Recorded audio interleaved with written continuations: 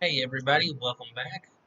I am once again your host, Joe JDF Foster, and today we are going to be reviewing the 2017 movie Killing Hasselhoff.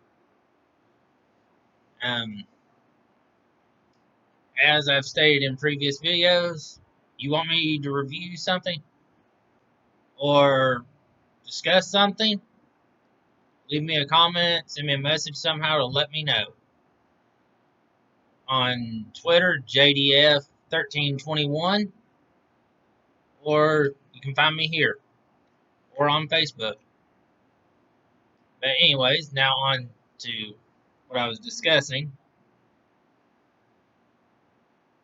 Killing Hasselhoff, as I stated, is a 2017 movie that got an R rating for strong language, violence, drugs, the basics that I disagree with.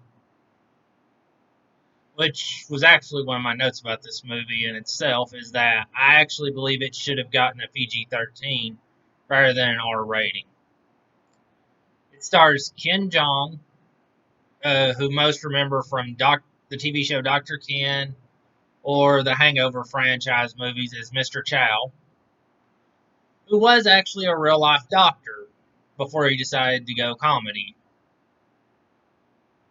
And then David Hasselhoff himself, who most people remember either for the 80s being in Knight Rider as the original Michael Knight, or in the 90s for Baywatch, for it being its big star. But more recent things would have had him as being one of the hosts on America's Got Talent until he got canned or left under circumstances with the company. Anyways, the plot to this movie is that the nightclub owner, Ken Jong, has a public misunderstanding and he is owing 400,000 to a loan shark.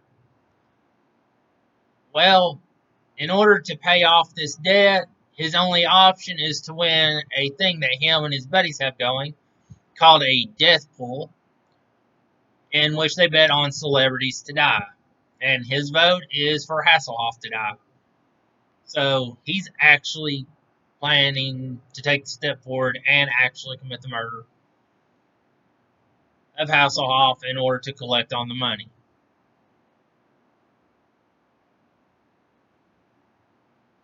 Now, I enjoyed this movie because while it reminded me of The Hangover with the way circumstances kept going out of control, it didn't do as much with alcohol and drug use involved with the circumstances. It was just more fun with it and allowed for the comedy to roll into what it was. And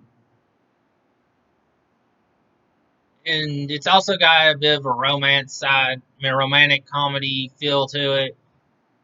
Your late night comedies, it could be put into multiple categories for so that you could attract more attention. You got your traditional comedy where good jokes landed with good timing, bit situational comedies involving him and his wife a lot of the time. And then you got your late night comedy with some of the comedy not being stuff you would want your child to see at a certain age, but after a certain age, sure, it would feel alright. And then you got your romantic comedy, again, going back to the wife and Ken in this movie. I mean, Ken's character in this movie, where it all fits together. But now the question is if Ken can actually go through with the killing or not, and if he can actually get the money to pay off the loan.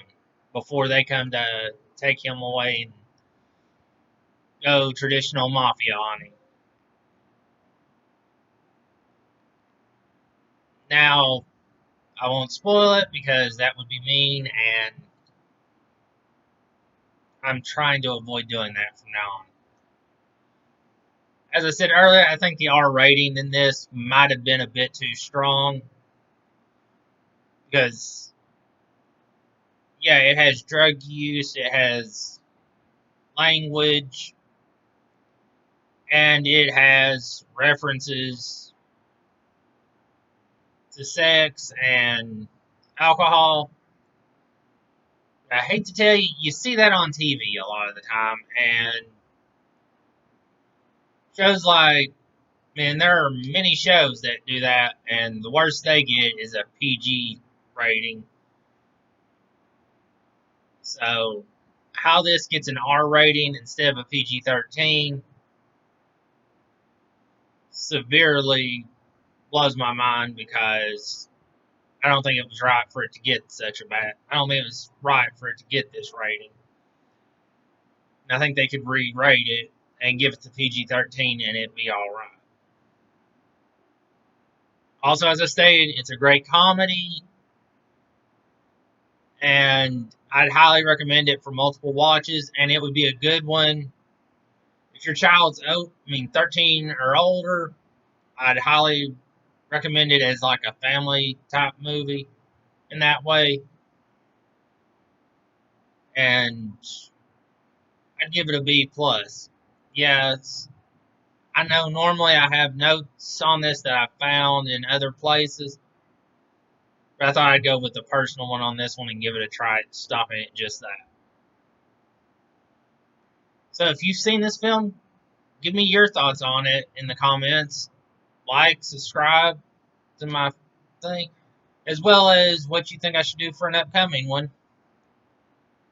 And if I can do it, I will. Till next time, have a good one.